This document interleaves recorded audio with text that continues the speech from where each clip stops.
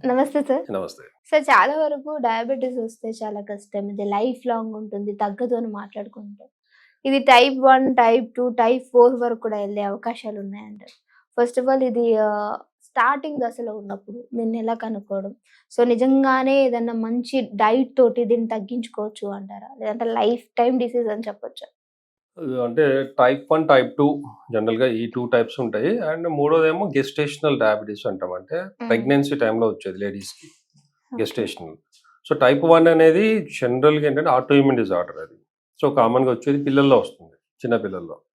So, ఇక్కడేమవుతుందంటే insulin అనేది production తగ్గిపోతది. ఒక్కోసారి కంప్లీట్ అబ్సెంట్ కూడా అవుతది. హ్మ్. చిన్న పిల్లలు అంటే హార్డ్‌లీ 5 ఇయర్స్, 10 ఇయర్స్ ఈ ఏజ్‌లో వాళ్ళకి టైప్ 1. టైప్ 2 అనేది ఎల్డర్లీ వాళ్ళలో వస్తది. పెద్దవాళ్ళలో. అంటే 25, 30 అబోవ్ వాళ్ళలో. ఇక్కడేంటంటే ఇన్సులిన్ ఉంటుంది. బట్ బాడీ దాన్ని యుటిలైజ్ చేసుకోలేదనమాట. ఇన్సులిన్ రెసిస్టెన్స్ అంటాం దీన్నే. సో, బాడీకి ఆ ఇన్సులిన్‌ని ఎలా యుటిలైజ్ చేసుకోవాలనేది అంటే దాన్ని యుటిలైజ్ చేసుకోకుండా ఆ ఇన్సులిన్ అనేది వేస్ట్ అవుతుంటది. సో, టైప్ 1లో ఏమో ఇన్సులిన్ తక్కువుంటుంది. సో, ఇన్సులిన్ అనేది వాళ్ళకి ఎక్కియాల్సొస్తది. హ్మ్. సో, ఇన్సులిన్ ఇవ్వాలి. ఇక్కడేమో ఇన్సులిన్ అనేది యుటిలైజ్ కాదు బాడీకి. సో, ఈ రెండిట్లో టైప్ 1 ఏమో ఆటోఇమ్యూన్ డిజార్డర్. అది లైఫ్ లాంగ్ ఉండొచ్చు. లేదంటే కొన్ని మంచి ట్రీట్మెంట్ వల్ల అది తగ్గిపోవచ్చు. కొంతమంది ఏదంటే యంగ్ ఏజ్‌కొచ్చేటప్పటికి అది ఆటోమేటిక్‌గా కూడా తగ్గొచ్చు. టైప్ 2 అనేది జనరల్‌గా ఏదంటే కాన్స్టిట్యూషనల్ అంటే లైఫ్ లాంగ్ ఉండేది అని కామన్‌గా ఒకసారి వచ్చిందంటే కంపల్సరీ లైఫ్ లాంగ్ ఉంటుంది. బట్ దానికి కూడా మేము చాలామందికి ఇచ్చాం. ప్రాక్టికల్‌గా చూసాము. కాకపోతే మాది 3 ఇయర్స్ కోర్స్ ఉంటుంది. ఈ 3 ఇయర్స్ కోర్స్ కరెక్ట్‌గా వాడి మేము చెప్పింది మెయింటైన్ చేస్తే టైప్ 2 డయాబెటిస్ 100% క్యూరబుల్. 3 ఇయర్స్ తర్వాత వితౌట్ మెడికేషన్ లైఫ్ లాంగ్ మళ్ళీ అంటే ఒక ఏజ్ తర్వాత చెప్పలేము. ఒక 60, 70 అప్పుడు మళ్ళీ రావచ్చు. హ్మ్. బట్ జనరల్‌గా ఏదంటే మేము ఎంతోమందికి అబ్జర్వేషన్ ఇప్పటికి కొంతమందికైతే 10 ఇయర్స్ కూడా అయింది. మళ్ళీ డయాబెటిస్ అనేది రాలేదు. But okay. వాళ్ళకి కొన్ని మెయింటెనెన్స్ చేయాల్సొస్తది. అంటే డైట్ విషయం గానీ, ఫిజికల్ యాక్టివిటీ గానీ, మెంటల్ స్ట్రెస్ గానీ, ప్రతి ఒక్కదానికి మెయిన్‌గా ఎమోషనల్, మెంటల్ స్ట్రెస్ ఉంటుంది. ఈ ఆటోఇమ్యూన్ డిజార్డర్స్ అయినా గూడా. సో, హ్మ్. ఇవి కొద్దిగా మెయింటైన్ చేస్తూ మా కోర్స్ వాడిన తర్వాత 100% ఈ డయాబెటిస్ అనేది రాదు. ఓకే. సో, ఈ డయాబెటిస్ ఉన్నప్పుడు ఏంటంటే జనరల్‌గా యూరిన్ ఓవర్‌గా రావడము, మెటబాలిజం సరిగ్గా లేకపోవడం, బాడీ పెయిన్స్ రావడం, ఒబేస్ అయిపోవడము, హ్మ్. అండ్ ఏదన్నా అంటే హీలింగ్ పవర్ అనేది తగ్గిపోవడం. వాళ్ళకి ఏదైనా దెబ్బలు తగిలినా కూడా ఇప్పుడు మామూలుగా ఉన్న వాళ్ళకి 1, 2 డేస్‌లో తగ్గేది వాళ్ళకు 1 వీక్, 10 డేస్ పట్టొచ్చు. అండ్ బోన్స్ లోపల కూడా వీక్‌నెస్ వల్ల ఫ్రాక్చర్స్ అయ్యే ఛాన్సెస్ ఉంటాయి. సో, ఇట్లా టోటల్ బాడీ అంటే ఆటోఇమ్యూన్ డిజార్డర్ కిందకే వస్తుంది ఇది కూడా. సో, ఆ టోటల్ బాడీ అనేది వీక్ అయిపోతుంది. అండ్ సైకలాజికల్‌గా గూడా ఒకసారి డయాబెటిస్ వచ్చింది అంటే వాళ్ళు సైకలాజికల్‌గా అయినా నాకు షుగర్ వచ్చేసింది. మెంటల్లీ వాళ్ళు గూడా ఒక విధమైన నెగెటివ్ థింకింగ్‌లోకెళ్ళిపోతారు. ఎందుకంటే పేషెంట్స్ గూడా ఎంతమంది మేమంటే ఏముంది సార్ ఇగ షుగర్ వచ్చింది ఇంకేముంది లైఫ్ అనే ఫీలింగ్‌లో ఉంటారు. అవును. సో, మెంటల్లీ, సోషల్లీ గూడా వీళ్ళు ఈ విధంగా ఉండేటప్పటికి వాళ్ళ యాక్టివిటీస్ అన్నీ గూడా తగ్గిపోతాయి. వాళ్ళు హ్మ్. ఈవెన్ వాళ్ళ బిజినెస్ గానీ, వాళ్ళ డే టు డే లైఫ్ అన్నిటి మీద దీని ఎఫెక్ట్ పడతది. కొంతమంది ఈజీ తీసుకుంటారు. బట్ చాలామంది ఏదంటే ఇంక షుగర్ వచ్చేసింది, 40 దాటింది ఏజ్ ఇంకేముంది లైఫ్ అనే ఫీలింగ్‌లో ఉంటారు.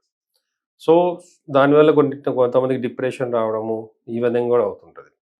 సో, ఓవరాల్‌గా ఏంటంటే డయాబెటిస్ అనేది మనం ప్రివెంట్ గూడా చేయొచ్చు. చాలామంది ఏందంటే నౌ-ఏ-డేస్ ఒకప్పుడు అంటే ఒక 10, 15 ఇయర్స్ బ్యాక్ 130 అబోవ్ ఉన్న వాళ్ళని డయాబెటిక్ అంటే ఫాస్టింగ్‌లో.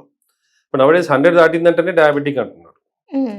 సో, దీనివల్ల ఏంటంటే నంబర్ ఆఫ్ పేషెంట్స్ అంటే ఫోర్స్‌ఫుల్లీ వాళ్ళని డయాబెటిక్‌గా చేస్తున్నాం.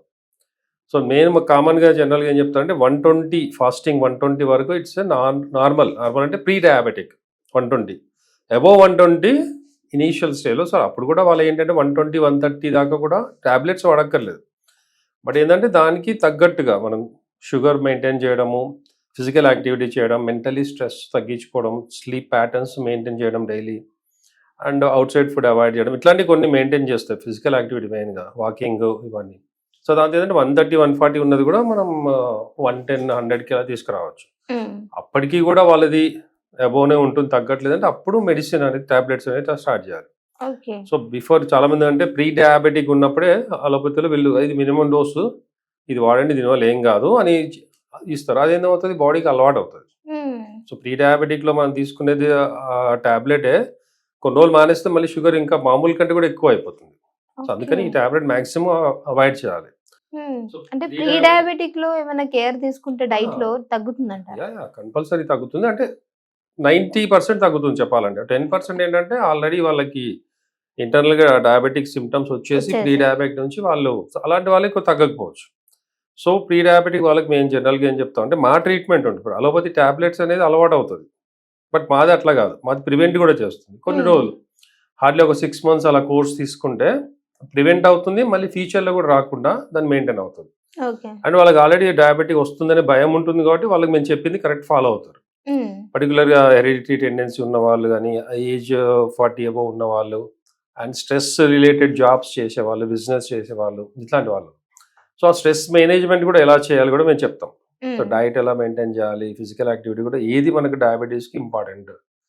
సో, అందులో ఒకటేంటంటే లంచ్ అండ్ డిన్నర్ తర్వాత ఇంట్లోనే కొద్దిగా స్లోగా ఇంట్లో ఉన్న ఆఫీస్‌లో ఉన్న స్లో వాకింగ్, నార్మల్ వాకింగ్ తిన్న తర్వాత ఫాస్ట్‌గా చేయకూడదు. హ్మ్. సో, వాకింగ్ ఒక 15 minutes or 20 minutes, half an hour అయినా గాని వాకింగ్ చేస్తే చాలా మంచిది. ఓకే. ఎంత హై షుగర్ ఉన్న వాళ్ళలో కూడా ఈ కంట్రోల్ నార్మల్ అవుతుంది. చేస్తుందంటారు.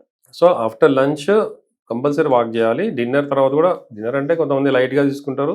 బట్ లంచ్ తర్వాత అయితే కంపల్సరీ. హ్మ్. కొంతమంది బ్రేక్‌ఫాస్ట్ కూడా మంచి హెవీగా తింటారు. అలాంటి వాళ్ళు కూడా బ్రేక్‌ఫాస్ట్ తర్వాత కూడా చేయాలి.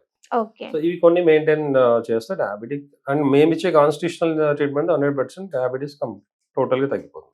Okay sir. చూసారు కదా! డయాబెటిస్ వస్తే భయపడాల్సిన అవసరం లేదు. దాన్ని కేర్ తీసుకుంటూ ఉంటే దాని నుంచి బయటపడే అవకాశం ఉంటుంది. Thank you so much sir. మంచి ఇన్ఫర్మేషన్.